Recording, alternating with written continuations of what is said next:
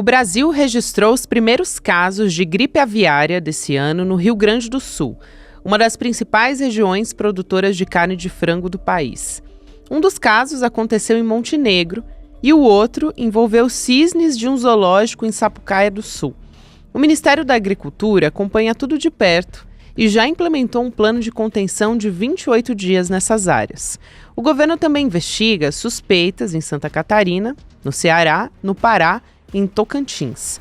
O grande complicador é que o Brasil é o maior exportador de carne de frango do mundo e qualquer crise sanitária no setor impacta na economia e na segurança alimentar, não só daqui. Mais de 60 países suspenderam as importações do Brasil, entre eles a China, a Argentina e o México. Além deles, União Europeia e União Euroasiática também bloquearam as importações do frango brasileiro. Os casos em humanos acontecem normalmente no caso de trabalhadores rurais, que têm contato direto com essas aves. Sexta-feira, 23 de maio de 2025.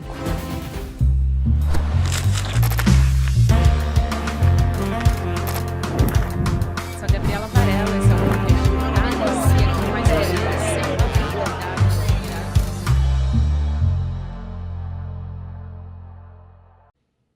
Olá, seja muito bem-vindo, seja muito bem-vinda. Eu sou a Gabriela Varela e esse é o Videocast em Detalhes. Aqui sempre com um convidado, uma convidada, a gente analisa uma temática, uma notícia importante do momento. Hoje eu vou conversar com a diretora médica da Fundação Butantan, que é a doutora Fernanda Boulos. Doutora, obrigada por aceitar nosso convite, seja muito bem-vinda. Muito obrigada, Gabriela, é um prazer estar aqui. Prazer te receber também. Para começar a nossa conversa, doutora, eu acho que vale a pena a gente esclarecer e também tranquilizar a população em relação à gripe aviária, né? Como é que acontece a transmissão da gripe aviária em humanos? Como é que está essa situação no Brasil, a gente não tem nenhum caso detectado, né? Como é que isso poderia acontecer? Qual a probabilidade, né? O risco real de humanos poderem contrair a gripe aviária. Eu queria que você desse um pouco desse contexto, levando em consideração o nosso país e esse caso isolado que aconteceu no Rio Grande do Sul. Tá joia. Eu acho que você traz um ponto importante. É fundamental que a gente também tranquilize a população, né? A gente está alerta para as transmissões relacionadas à gripe aviária, né, que tem uma transmissão de H5N1 que já vai acontecendo globalmente desde 2023, que vem se expandindo para além de aves, para mamíferos, né? E cada vez que a gente evolui de aves para mamíferos e transmissão tanto de aves quanto de mamíferos para humanos, a gente vai ficando um pouco mais alerta. Até hoje, todos os casos que a gente teve de humanos contaminados foi por humanos com contato com animais. Então, porque trabalham em granjas ou com gado, né? Nos Estados Unidos a gente teve um surto em trabalhadores em gados, porque teve bastante caso. O que mais nos preocupa e o que nos deixa alerta é uma possibilidade de transmissão interhumana.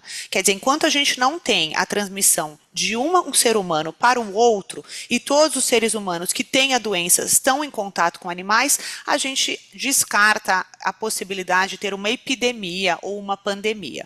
Se tiver transmissão interhumana, que é o que a gente não quer que aconteça, é quando se torna preocupante e a gente pode ver, a partir disso, uma infectividade muito rápida, né, a partir de humanos contaminando outros humanos, por gotículas, por mucosa, e aí sim isso seria preocupante. Então, até hoje a gente não teve transmissão interhumana. Todos os humanos que tiveram, inclusive esse caso recente, essa suspeita recente no Brasil, era em contato com animais contaminados.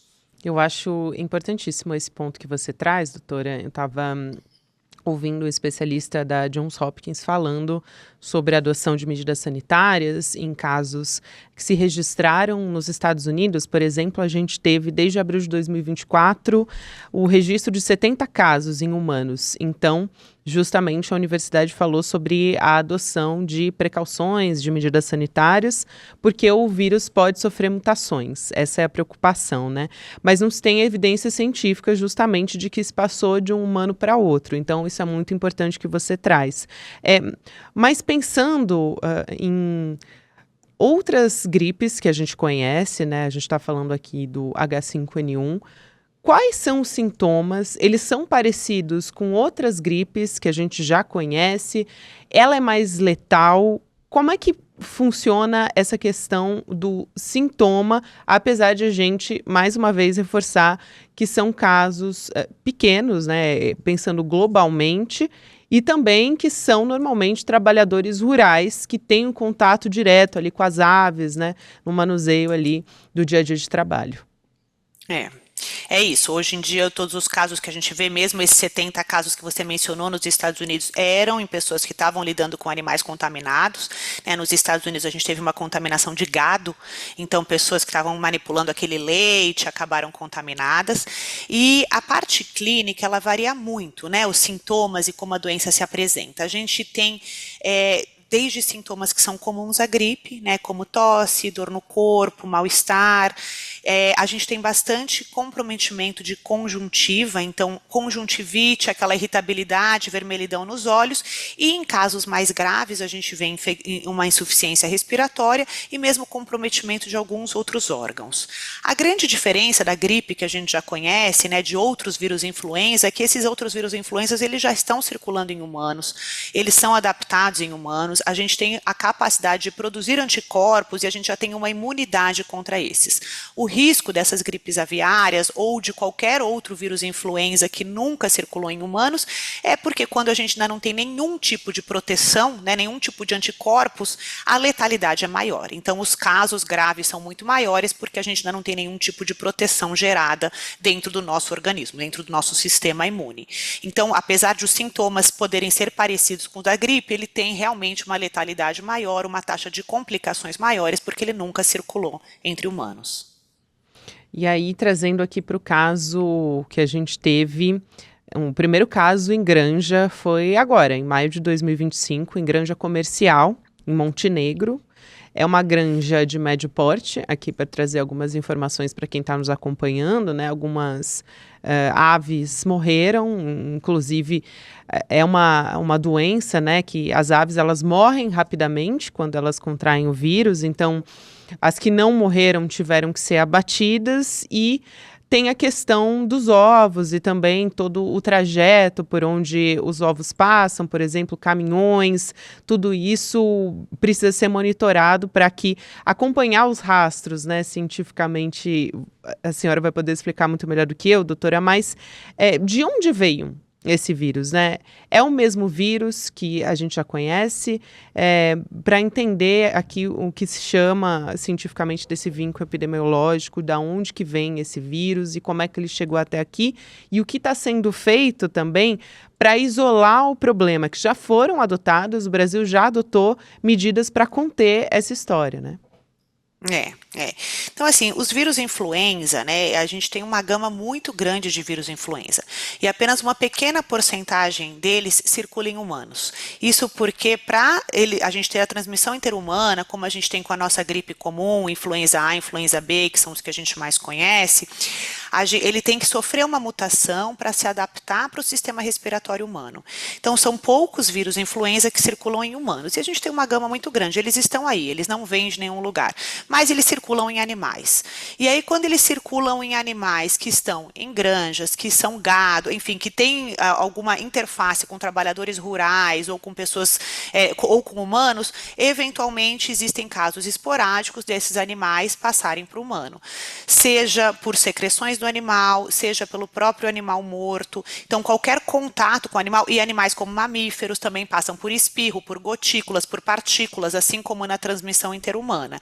Então, o influenza está aí, né? Normalmente a gente controla, porque muito pouca gente tem contato, né? Obviamente o nosso controle é no animal, né? E aí, se o animal está contaminado, como aconteceu essa granja com caso de contaminação, então trabalhadores que estão em contato com ele estão sob risco, mas é um vírus que já existe, e existem dezenas de tipos de influenza que só circulam em animais. Então, a gente tem que estar sempre atento para esses surtos em animais, e quando algum deles se destaca, como é o caso desse H5N1, que vem tendo uma incidência, uma prevalência mais alta, contaminando diversos tipos de espécies. Então, quando ele migra de animal aviário, né, de ave para mamífero, já é um sinal que nos acende ali de vamos ficar alerta para esse subtipo que está circulando. de mamífero para humano, um outro alerta que nos acende do ponto de vista de nos preparar, né? Como você pontuou, as medidas sanitárias. As medidas sanitárias hoje são de isolar esses espaços, de evitar o contato, como você mencionou bem, de a gente rastrear, né, qualquer tipo de secreção. Então, os animais que estiveram em contato com animais contaminados têm que ser abatidos, os ovos não podem circular, não podem ser consumidos, não podem ser utilizados para absolutamente nada, e a gente tem que mapear essa rota, né, preservando os humanos ali. E é claro que a gente também tem tentado fazer, né, aprendizados que a gente também teve com a pandemia de Covid, é nos antecipar e já estar preparado para uma eventual transmissão interhumana que poderia levar a uma epidemia entre humanos e até uma pandemia, a gente já está mais preparado, está à frente do que quando a Covid nos pegou ali um pouco desprevenidos. Ótimo, essa era a pergunta que eu queria fazer também, porque já vi organizações de saúde, cientistas alertando para como o vírus poderia ser um candidato, um dos principais candidatos a eventualmente, uma próxima pandemia, mas acho que é necessário tomar muito cuidado, né? Quando eu vi essas manchetes se espalhando, acho que gera muito pânico, as pessoas viveram recentemente a pandemia de Covid-19 e então quando se depara com uma manchete como essa, a chance de ter pânico é muito grande, né? Então eu te pergunto o que mudou na evolução desse vírus, se é que mudou, por que essa preocupação se dá globalmente e especialmente levando em consideração justamente o que você fala, né, doutora, sobre essas espécies de mamíferos que foram infectadas também. Esses vírus, eles foram detectados, né, esse vírus ele foi detectado recentemente em vacas leiteiras, por exemplo, não só nessas aves. Então, entender um pouco melhor o que quer dizer quando a gente fala na chance de eventualmente ser um candidato a uma próxima pandemia, como eu tenho visto. Eu concordo que a gente tem que evitar, de fato, o pânico, não é essa a intenção, a gente está mapeando, a gente está monitorando, né, os animais estão sendo contaminados.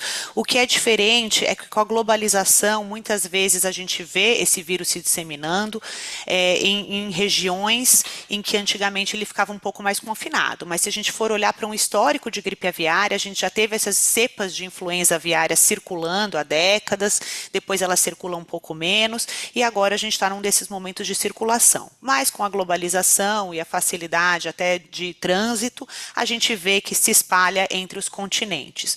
No entanto, ainda só com transmissão de animais, né? O vírus influenza é um vírus extremamente mutagênico, então a gente tem que estar sempre atento, porque mesmo as cepas que estão circulando e causando doença em animais nesse momento, eventualmente podem não ser mais as mesmas do que quando a gente faz uma transmissão interhumana, mas nesse momento não há alerta, né? Sem transmissão interhumana, não há alerta de uma epidemia batendo a porta.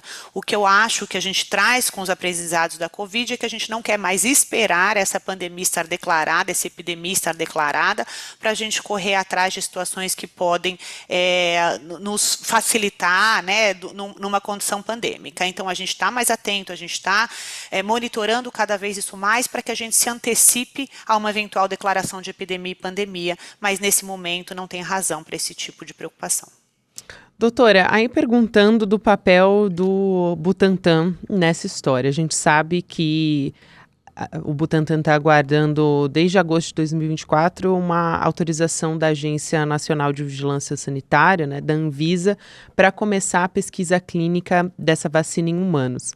E, de certa forma, o motivo disso é bom, né? Porque a Anvisa até já esclareceu e nota que o estudo tem alguns desafios específicos justamente porque a gente não tem muitos casos, a gente não tem pacientes doentes aqui no Brasil, não tem registro de casos para poder realizar esses testes. Então, queria entender um pouco como é que funciona o tempo na análise clínica para conseguir minimizar esses riscos, como é que seria feito, né? Quais são as etapas, levando em consideração justamente que a gente não tem casos de pessoas infectadas no Brasil. Sim. Sim, o estudo inclusive considera isso e coloca essa ausência de doença em perspectiva, né? Então a gente começou, o Butantan começou lá em 2023, como eu te falei, quando começamos a mapear esses casos que começaram na Ásia e foram se espalhando, a gente já formou um grupo de trabalho para monitorar isso, monitorar quais eram as cepas mais prováveis de causar uma potencial epidemia caso ela houvesse. Trouxemos essas cepas para o Brasil e trabalhamos no desenvolvimento de formulação de uma vacina.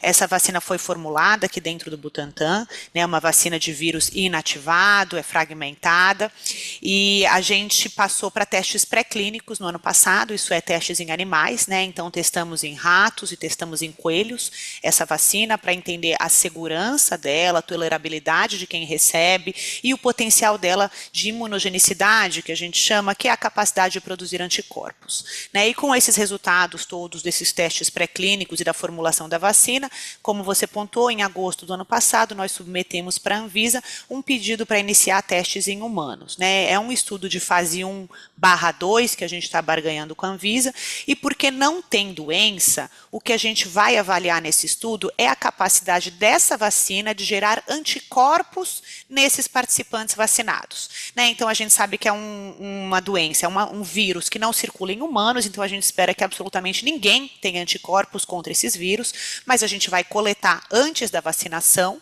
vai vacinar esses participantes, são 2 doses, essa vacina candidata do Butantan, e ao final da segunda dose, a gente vai coletar novamente esse sangue para ver qual é a porcentagem de voluntários que tem um bom nível de anticorpos induzidos por essa vacina. Então, a gente terminaria aí, a gente não vai esperar alguém ter doença para dizer eficaz ou não é, porque como você colocou, né, o vírus não circula, não temos doença, então seria uma vacina para avaliar a segurança nesses participantes, né, então ela é segura, né, para ser colocada em larga escala, então esse estudo inicial são 700 voluntários que a gente vai vacinar, e também a gente vai avaliar doses diferentes dessa vacina. Então a gente tem 2 doses candidatas para a gente avaliar qual é a menor dose eficaz e segura para caso haja uma epidemia, caso haja uma pandemia, a gente já tenha uma vacina candidata final. E aí sim, a gente iria para um estudo maior na vigência de doença para confirmar esses resultados desse estudo de fase 1/2. Muito bem, então essa primeira fase, né, seria depois da aprovação da Anvisa, só para entender como é que seria o protocolo de estudo clínico. E aí ela teria etapas com participantes recebendo doses da vacina ou placebo. A gente ficou quase que especialista, todo mundo, né, em como aconteciam os processos por conta da Covid e ficou bastante informado sobre como funcionam esses processos, né?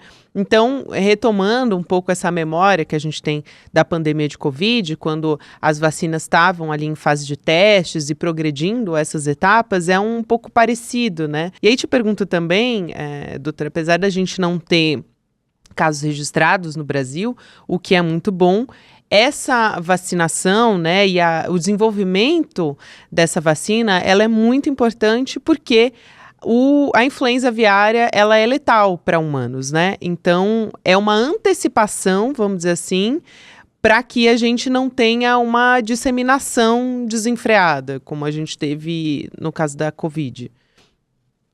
É isso. Então, como você mencionou, é um estudo controlado por placebo, então a gente vai vacinar alguns voluntários, alguns vão receber a vacina ativa, alguns vão receber placebo, e aí a gente vai comparar esses títulos de anticorpos nesses 2 grupos para mostrar que, de fato, quem está vacinado está produzindo esses anticorpos e que a segurança, né, o perfil de segurança da vacina e a tolerabilidade dela é aceitável, mesmo comparando com pessoas que recebem placebo, né, que é inócuo. Então, as gripes aviárias de uma forma geral, então os H5s, né, que aí o N varia um pouco, mas esses H5s que não circulam em humano, eles têm uma letalidade alta em humanos, então quando a gente olha da quantidade de humanos que já foi expostos e a quantidade que evoluiu, né, a óbito por causa disso é uma letalidade alta, maior que 40% das pessoas expostas foram a óbito, obviamente sem vacina e sem nenhum mecanismo, então é muito importante que a gente tenha uma vacina já numa fase avançada, se a gente tiver transmissão interhumana, para a gente evitar que a letalidade seja colocada assim na sociedade, né? Que hoje ainda foram em números muito pequenos de humanos expostos, mas é uma taxa alta.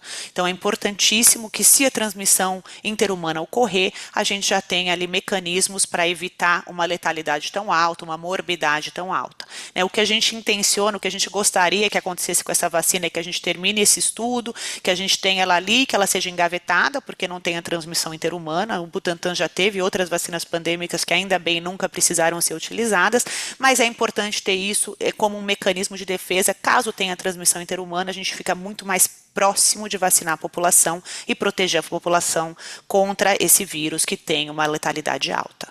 Excelente. O primeiro registro, né, da gripe aviária, dessa detecção em aves, foi em 1996, então na década de 90, na China, e ela continua sendo um desafio para a saúde global. Por quê? Que ainda, apesar de ter sido detectada na década de 90, esse vírus é um desafio para a saúde global e, por outro lado, também ajudar a esclarecer para as pessoas que existem protocolos internacionais que são tomados, né, e são decididos pelos países. Então, claro que para esse vírus circular, ele não é, por exemplo, o caso que a gente teve aqui em Montenegro, acho que vale a pena esclarecer. Uma pessoa não vai ter contato com os ovos dessas aves contaminadas, porque todos esses produtos eles foram identificados, foram rastreados. O frango, que é vendido, por exemplo, para a China, ele também é detectado, né? Ele não vai ser vendido dessa granja que foi detectada com gripe aviária. Então, todos esses protocolos, eles são muito rigorosos, né, entre os países, e conforme vai se detectando, na Argentina a mesma coisa, também suspende a venda para outros países e depois bilateralmente vai se conversando novamente quando esse foco ele é anulado. Então, quando se consegue superar o caso, por exemplo, em granjas comerciais, aí sim o Brasil pode voltar a vender comercialmente para outros países, mas tudo isso é feito dentro de um protocolo bastante rigoroso, né?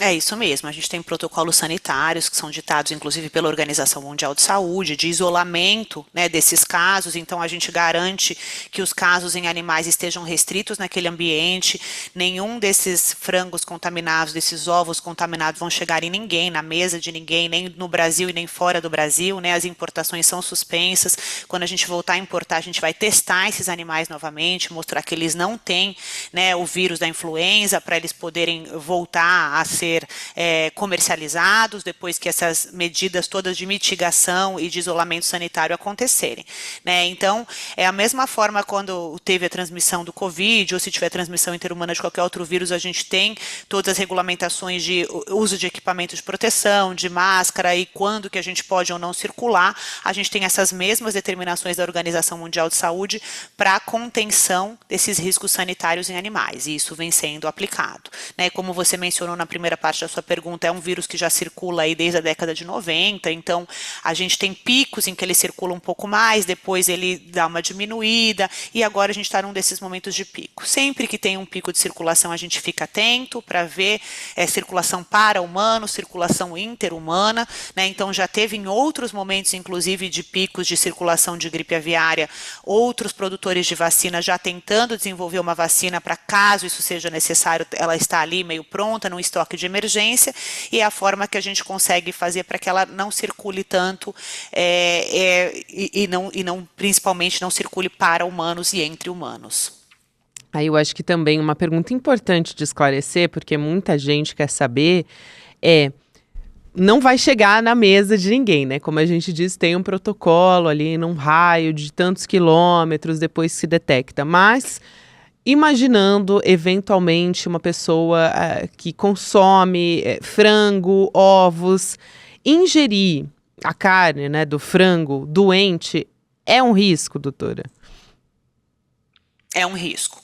Então, qualquer contato com aquele animal doente, mesmo depois do abate, então mesmo quem vai manipular aquele animal morto e retirar, incinerar, enfim, fazer as medidas, tem que estar ali com os equipamentos de proteção individual. Então, o influenza ainda pode ali proceder depois da morte do animal, ser infectivo. Então, esses riscos sanitários, essas determinações sanitárias, não é só com o animal vivo, mas mesmo depois do abate, como a gente isola esses animais e como eles circulam. Então, mesmo no animal, claro que depois que a gente fala comer o animal, depois de cozinhar, aí a gente vai mitigando muito esses riscos, né? A gente fala que é um risco no animal morto quem manipula o animal morto em si. Mas, obviamente, a gente nunca vai deixar, as autoridades sanitárias não vão deixar, a Anvisa, Ministério, enfim, de que isso saia desse controle, dessa restrição. Então, esses animais mortos, mesmo se estiverem fora de uma janela de transmissibilidade, também não vão ser vendidos e não vão chegar em mercados e na mesa de ninguém. Então, não precisa fazer também uma demonização dos produtos que estão para ser vendidos, porque esses produtos, certamente, eles estão livres de influenza. Muito bem, doutora, também para a gente fechar, eu quero a sua avaliação sobre como tem sido o plano de contingência do Ministério da Saúde, já que agora a gente está tendo notícia desse caso em Granja Comercial, mas o caso que foi detectado foi lá em 2023, então houve um atraso aí de 2 anos até a gente ter essa notícia, né? E também a sua avaliação sobre o nível de preparação do Brasil em relação à eventual transmissão e até para o desenvolvimento de vacinas, levando em consideração tudo que a gente já aprendeu com a pandemia de Covid-19. Eu acho que a gente aprendeu muito realmente com a epidemia, né, a pandemia do Covid-19, então acho que tanto nós, produtores de vacina, como o Ministério da Saúde, como a agência reguladora, como a Anvisa, então acho que está todo mundo em alerta, monitorando, mas já se preparando, né, então a gente vai fazer a condução desse estudo, a gente quer gerar a partir desse estudo, mostrando que a vacina, ela é segura para ser aplicada em humanos, e ela confere proteção, ela confere produção de anticorpos nas pessoas que a recebem, fazer um estoque estratégico de emergência, deixar ali junto ao Ministério da Saúde, caso haja uma necessidade, e que se de fato tiver essa transmissão, a gente muito rapidamente consiga atualizar a cepa da vacina com a cepa que for transmitida e fazer um estudo rápido e em meses viabilizar o recebimento da vacina pela população brasileira.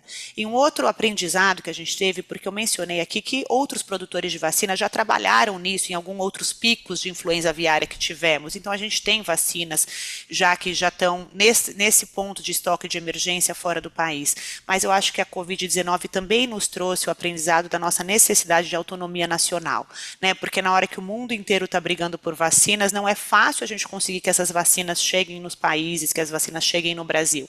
Então, ter um produtor de vacina dentro do país que vai priorizar a produção, os estudos e a produção para a população brasileira, eu acho que é um outro aprendizado que a gente tira da Covid-19, que a gente também tem que ter autonomia nacional na produção e no desenvolvimento dos produtos que vão nos proteger. Doutora Fernanda Boulos, que prazer te receber aqui. Muito obrigada por tanta informação. Com informação a gente pode enfrentar toda essa situação e também tranquilizar muito a população diante do que está sendo feito. Obrigada. Eu que agradeço, Gabriela. Foi um prazer. Muito obrigada. Até a próxima. Quero também trazer aqui um recado final da nossa produção do documentário do Império Malafaia, que vai ser transmitido nessa semana que vai entrar agora, dia 29 de maio, 8 horas da noite. A gente vai ter a estreia de graça para todo mundo poder acompanhar, mas tem que se inscrever em detalhesicl.com.br. Para você que está acompanhando em vídeo, você pode também apontar o seu celular para o QR Code que está aqui na tela. E aí você leva 2 segundos, coloca o seu e-mail e recebe o link quando o documentário estiver começando. Depois vai ter uma conversa também com o Igor Melo, que é nosso jornalista investigativo aqui do ICL Notícias, a Juliana Dalpiva também, que coordenou a produção do podcast, que tá indo para o ar e tá chegando ao final da produção do podcast, mas o documentário tem informação que não tem, por exemplo, no podcast.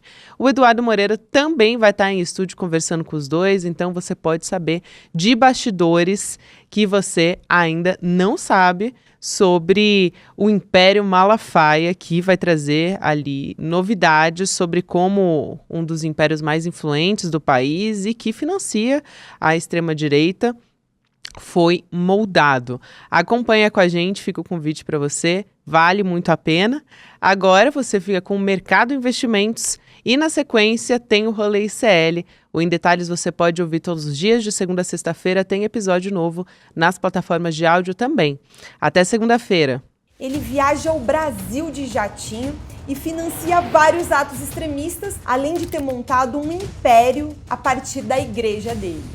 Mas o Silas Malafaia insiste em dizer que o patrimônio dele não cresceu desde que ele virou dono de igreja. Só que essa versão não é bem assim. E a gente vai mostrar para você aqui no ICL a verdadeira história de como o Silas Malafaia construiu o patrimônio dele. No dia 29 de maio, às 8 horas da noite, a gente vai exibir para você o documentário Império Malafaia. Se inscreve agora e garante a sua vaga. Quer saber como as notícias do dia impactam o seu bolso? Então cola comigo no Mercado Investimentos. Durante a semana eu explico os movimentos da economia e o mais importante, como isso bate na porta da sua vida, no preço da gasolina, dos juros do cartão, do aluguel e do carrinho de compras.